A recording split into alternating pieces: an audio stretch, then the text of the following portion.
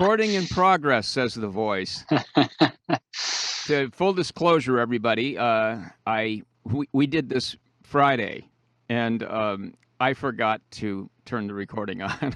I'd love to say it was a technical issue, but it was pilot error entirely. I don't know. I guess I was nervous talking to this fine gentleman here, and he was so kind to come on again. So we're going to do a little revamp of this, and there's a couple extra questions that came up over the weekend. So first, let me introduce Dr. David Dowdy.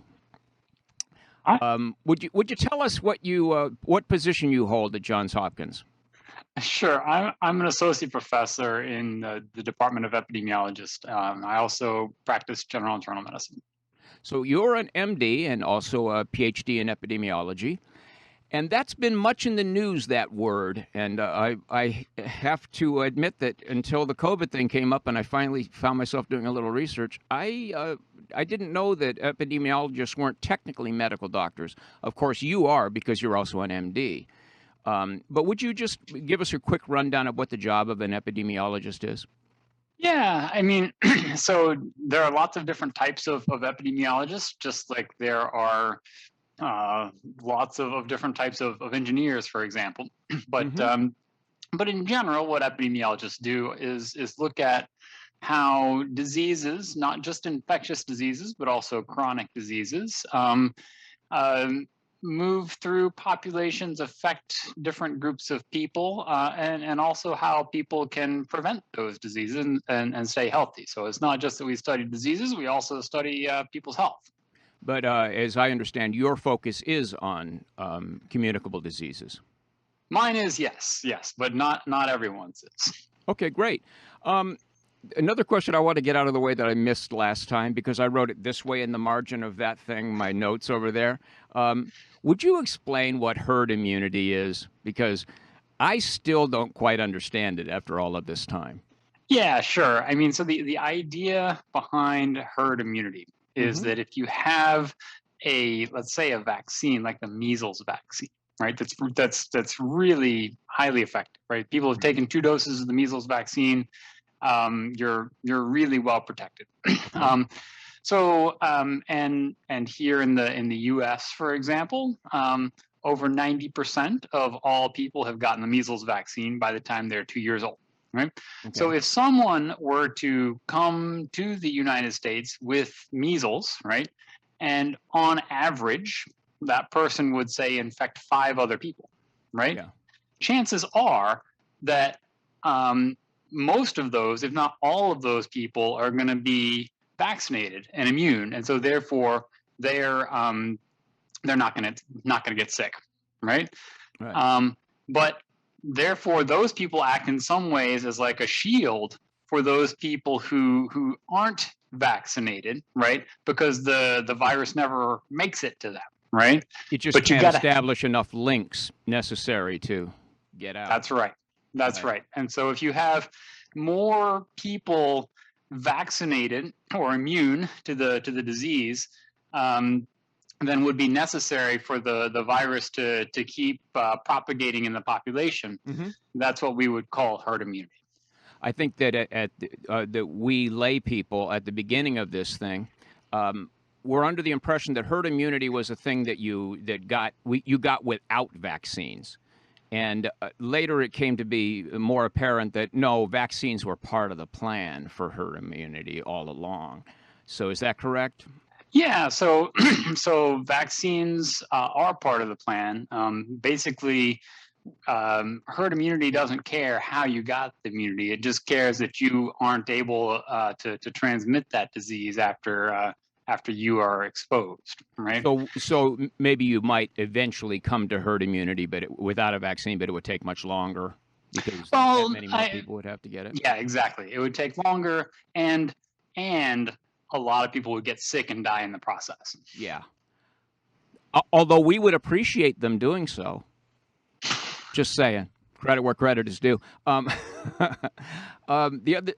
So over the weekend, I hear that there's this new thing beyond Delta, which is the spike we're now dealing with, called Mu.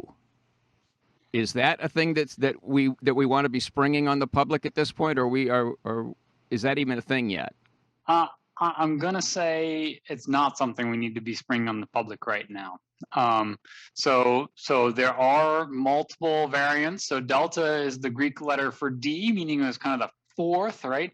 Right. Mu is the Greek letter for M, so it's number 13, right? So a lot of these variants have kind of been evolving, but none of them has been very effective in taking over Delta, right? And so right now in the US, for example, over 99% of all cases are Delta variant. And there's no evidence that this mu variant is rapidly taking over anywhere else. It might happen, but we could have said that about all of the other ones in between too. So I wouldn't worry about it just yet.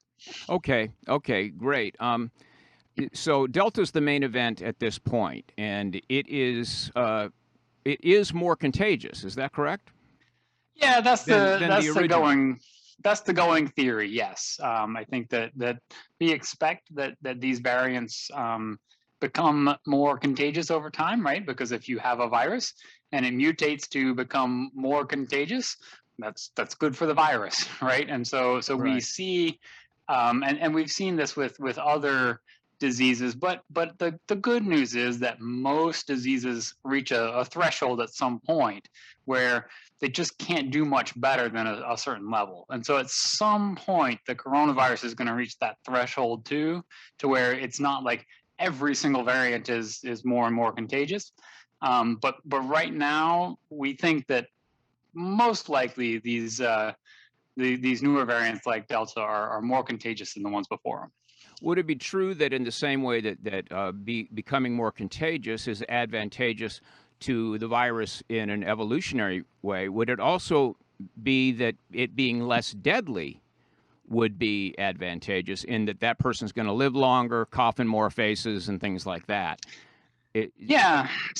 So the answer to that is yes, though the pressure is a lot less strong because most of the infections happen fairly early on, right? I mean, once someone is really feeling sick, they're generally not infecting too many other people because they're not going out and interacting with people in the same way. So there is a little bit of pressure, like you're saying, for them to become less deadly, but it's a little bit of pressure, whereas the pressure to Right. become more contagious is stronger.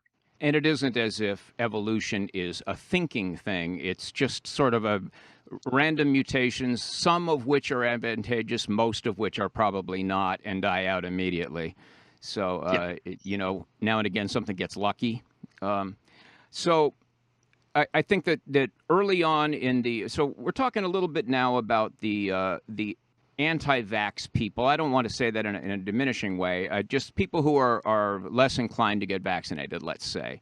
And I think that there are a lot of them among my viewers, and a lot of them. I think that I was looking at the COVID map today, and you see the darker color on the map, and that's where the COVID is hitting hardest. They're getting the most case counts, and a lot of Florida, generally the kind of the southeast a lot.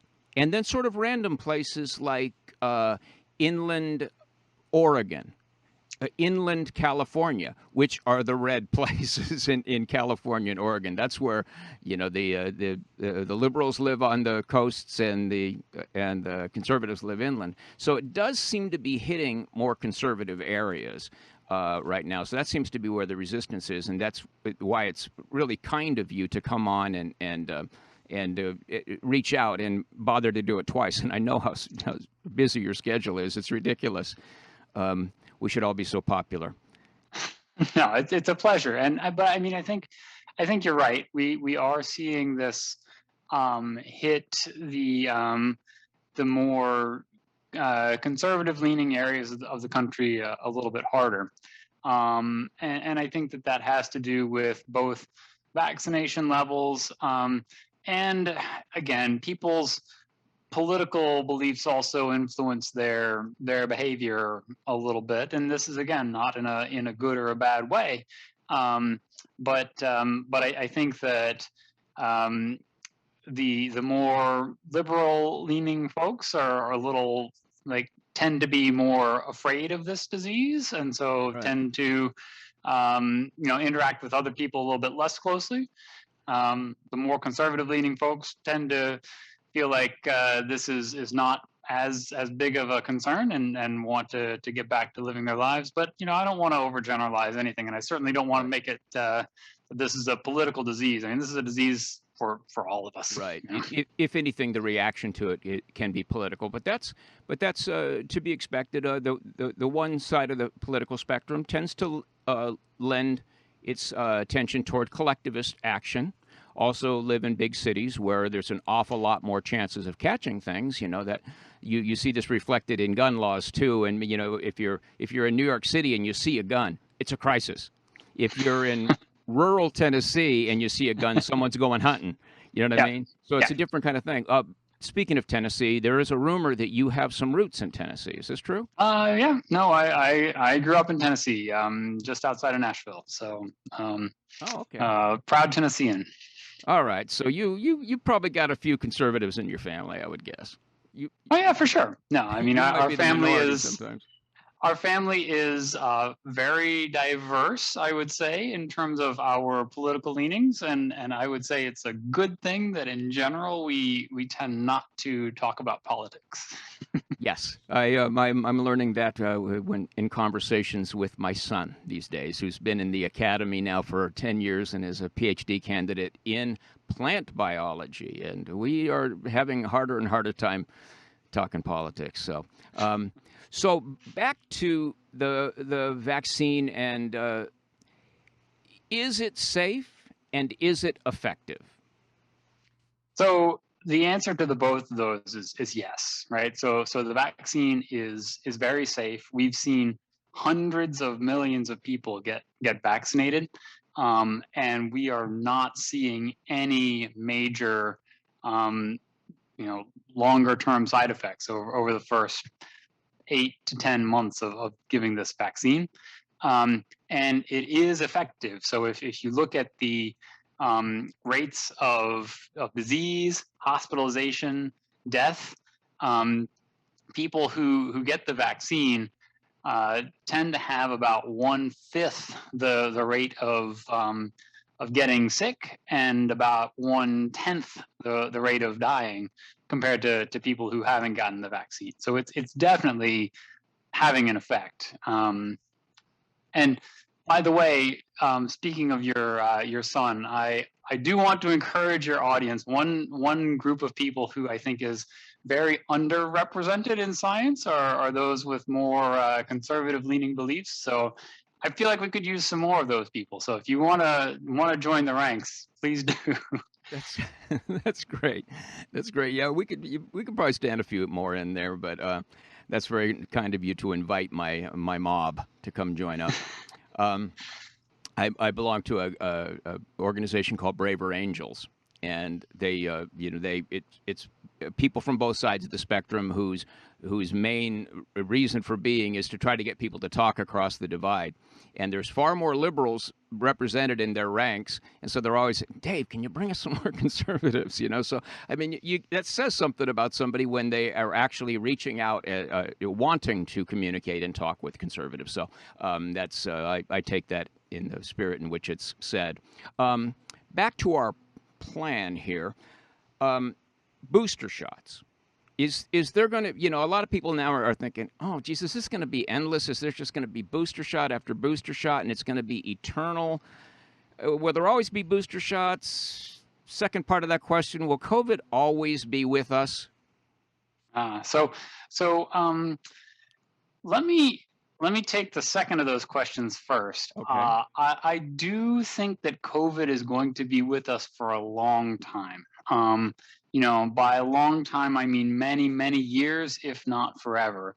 However, I think that the seriousness of the disease in terms of like how many people are getting sick and dying is going to go down over time. My thinking is that in the future, in a year or two from now, COVID is going to be part of the landscape, but it's going to be one of many things. We've got lots of public health problems, right? We've got the opioid epidemic, the obesity epidemic, lots of people getting cancer, right? I mean, there are lots of problems, and COVID will be one of them, but it won't be the one, right?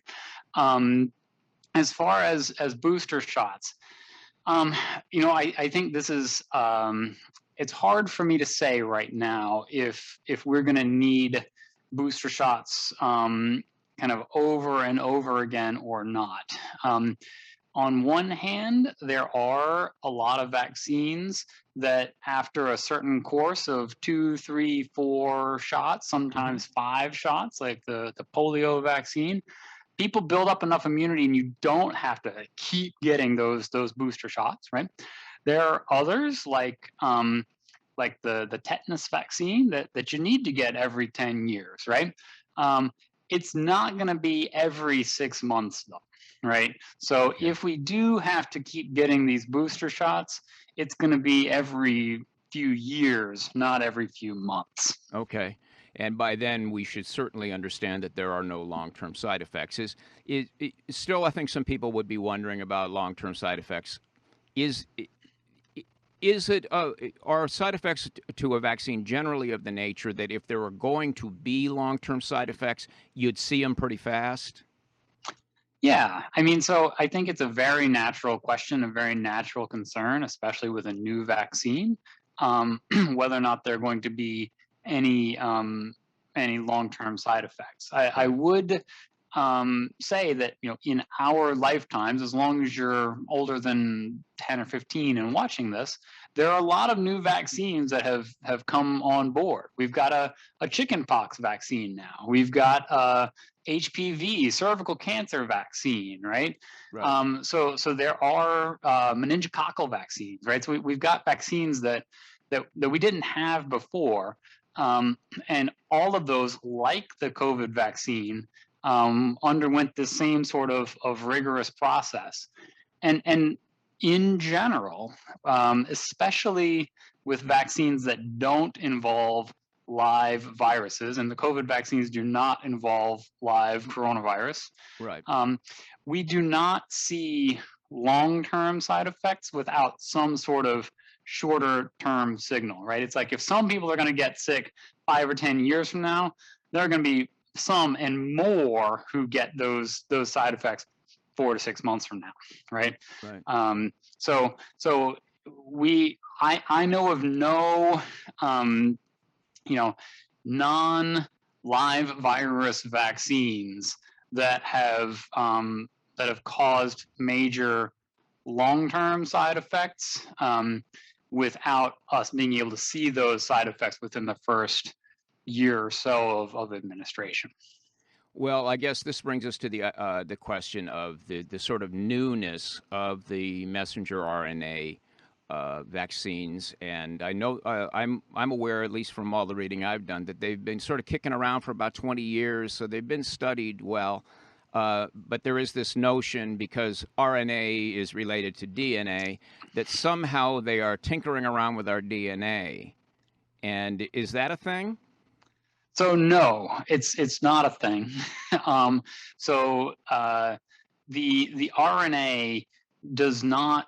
So the direction of flow is DNA to RNA, and not vice versa. And so DNA can help to create RNA, but RNA without special enzymes, which we're not putting in here, doesn't get back into our DNA, right? So the idea is that the mRNA helps to produce certain proteins, like the spike protein, right, that ramp our immune system up, but intentionally without getting into our DNA, because that would be something that scientists would be really concerned about. Right. So so the DNA can affect the RNA, but not vice versa, like a sort of a one-way valve type of situation where, you can go through this way, but then stops coming back. Yeah, it's like you can send a ship from St. Louis down to New Orleans, but it's really hard to send it up the other way. I see. That's great. Okay.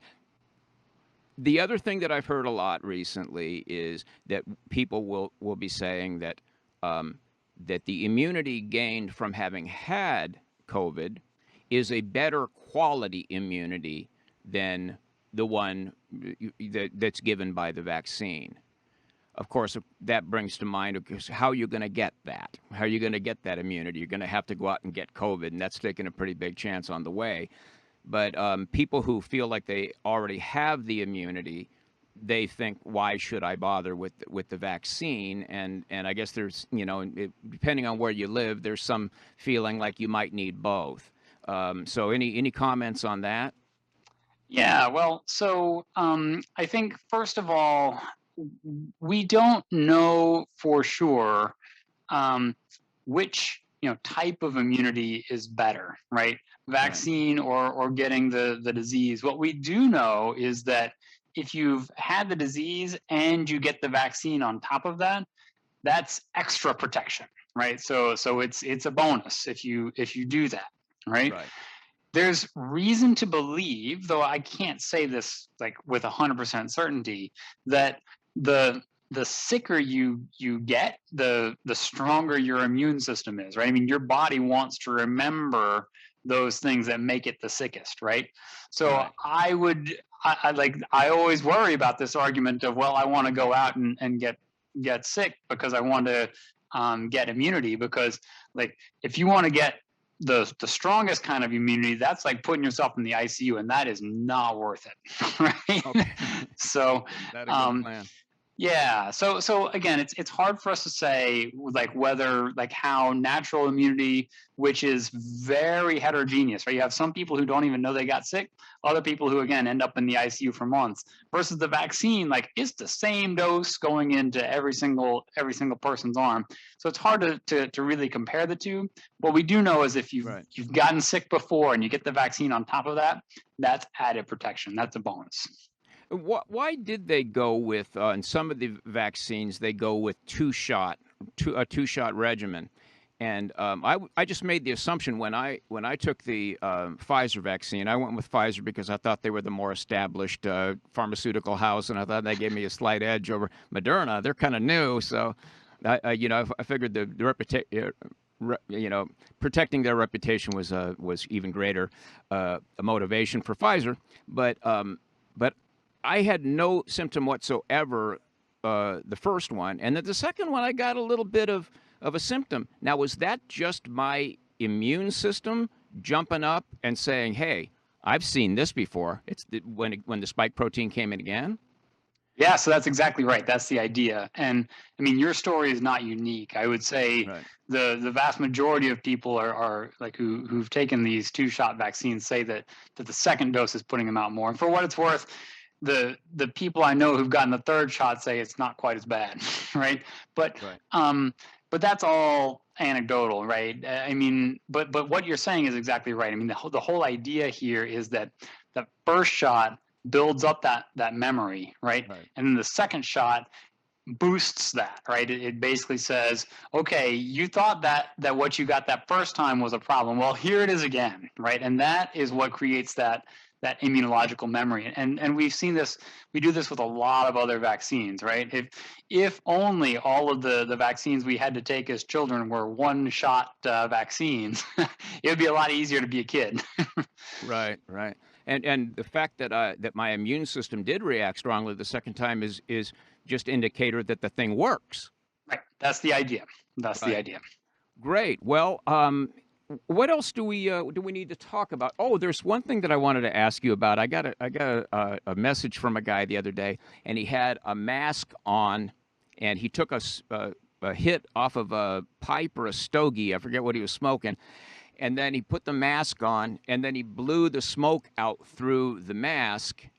And his point was, see, they don't stop the virus. And I wrote back and I said, well, if perhaps if your cigar smoke was contained in water droplets, it would. So I think some people think that there's like a cloud of a gaseous, invisible cloud of coronavirus, and therefore masks are of no use. And others think that it comes from a cough, and you know, it's not going out all by itself into the air is what I'm asking. It needs to be suspended in a water droplet, doesn't it? Which is small, but not small enough to pass through a mask easily.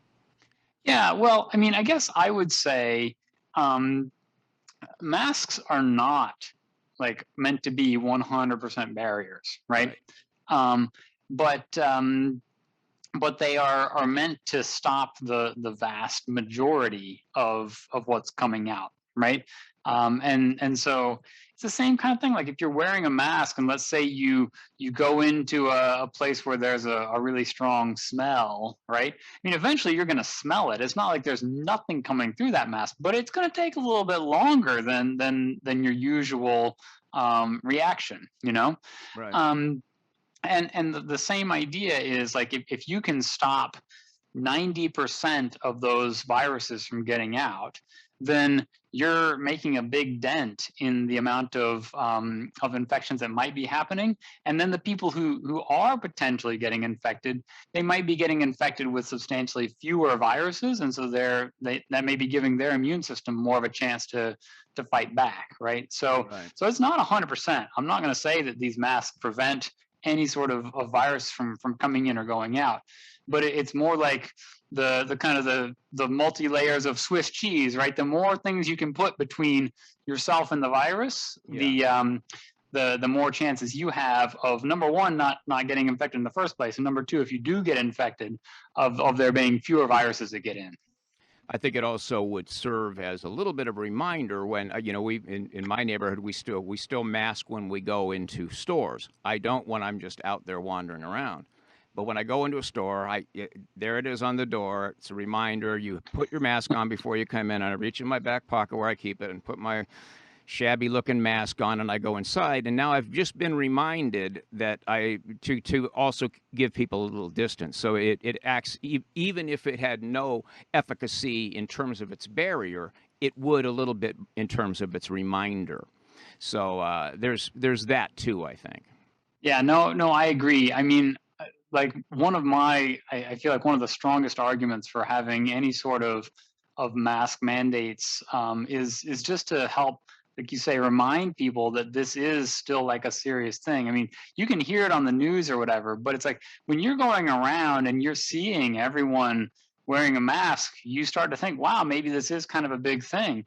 You're going around and you're at a football stadium and there are 50,000 other people there cheering, back to back. Like, wow, this virus isn't anything at all, right? Because if it was, they wouldn't let this happen, right? But I think that it's important for us not to we shouldn't be living in fear or panic of this virus, but we should show a little bit of respect, I think. The town where I grew up, San Gabriel, California, is now sort of the center, or it's inside of a very large group of Chinese immigrants that have come over. There's Alhambra, Monterey Park, Montebello, and pretty much all are now majority Asian, and almost all from Taiwan and Hong Kong. And if you drive down the street there any time of the year, going back 3 years, anytime there's anything going around, they're all wearing masks. So this is a cultural thing in Asia, and we did see an awful lot of quickly dropping off numbers in Japan and Singapore and other countries where they mask as a matter of course every time there's anything going around. So who knows, is that the barrier or the reminder or a little bit of both? But it's just taking things, being a little bit more careful. And I'm inclined to see it. I'm cranky about it sometimes, because I want my normalcy, but I'm living with it, and the way I live with it, I try to take it as a little bit of a civic duty. It's, look, if somebody else is really concerned about it, I don't know if the guy standing next to me in the line at the bank might have emphysema. He might have a real problem. So I'm not going to go, oh, you sheep, you're wearing a mask. I don't know. I tend not to be frightened of anything basically that's airborne, because I just have a very rugged immune system. But not everybody's like that, so I'm trying to play along and be a good citizen. This is telling me that I have used up the half hour of your allotted time. And I really do appreciate you coming back on. Is there anything else you'd like to close with? No, I mean, yeah, I appreciate you having me on. I think your last point is a good one, that ultimately, like, we are, like it or not, all in this together, right? I mean, we would all love to be able to, just as in social media, stick to our own little circles, but we all have to do certain things that are going to bring us into contact with each other, whether it's eat or breathe, right? And so, like, on some level, we are all in this together as a society. And I think that just because we need to be a little bit more cautious about things right now when case counts are high, doesn't mean that's the way it has to be forever and ever more, right? I mean, hopefully, and already we're seeing that some places are starting to turn the corner. We'll get cases back down to where this isn't such a thing, and we can go back to living our lives, and maybe we'll have another wave, and maybe we'll have to, take a few more measures for a couple more months. But this is not going to be like something that forever changes our lives, to where we can never live the way that we used to. I think that we come together as a society, and we find a way to make a better tomorrow. Well, thank you very much. And just to close with one, there's one last radical idea I've heard, and that it's that this is actually a conspiracy of doctors combined with big pharma to sort of get us all to transfer a bunch of money into the coffers of big pharma. You're inside of academia, you understand the medical profession, I'm sure you know hundreds of other doctors. Would it be easy to pull off a conspiracy like that? Well, I can tell you doctors have no love for big pharma, right? Oh. If anything, we see these expensive new drugs coming along, and we would like our patients to have them, and we can't get them because the companies make them sometimes too expensive for insurance to cover, et cetera, right? It would be much better for us if every new drug came out and was only 10 cents a pill, but that's not the way it is. Right. So it's definitely not a conspiracy between the doctors and big pharma. There is certainly something to be said that the pharmaceutical companies have some financial stake here, and so they are going to be pushing for more vaccines. So we get some pressure for more booster shots, for example, but the first course of vaccination, it works, right? And doctors, I think, largely are strongly behind these vaccines. They have been very rigorously studied, have very high levels of effectiveness and safety. And we feel like we got like really lucky with these vaccines in terms of how effective and safe they are. So but you wouldn't be inclined to cover for big pharmacy. Maybe even you'd be more inclined to blow the whistle on them, doctors as a group, if you saw some malfeasance going on. I think there are lots of doctors who would, yes. Well, I think that's a really good place to end. And it's, again, my appreciation for you talking to me, not once, but twice. No, of course. Thanks for having me on. If you ever feel like you have anything else to say, please just give me a jingle and we'll get you on air again. All right. Sounds great. Thanks so much, Dave. Doctor. We'll talk to you soon. Thanks for watching. If you like this video, subscribe to our channel and then click the little bell to get notifications.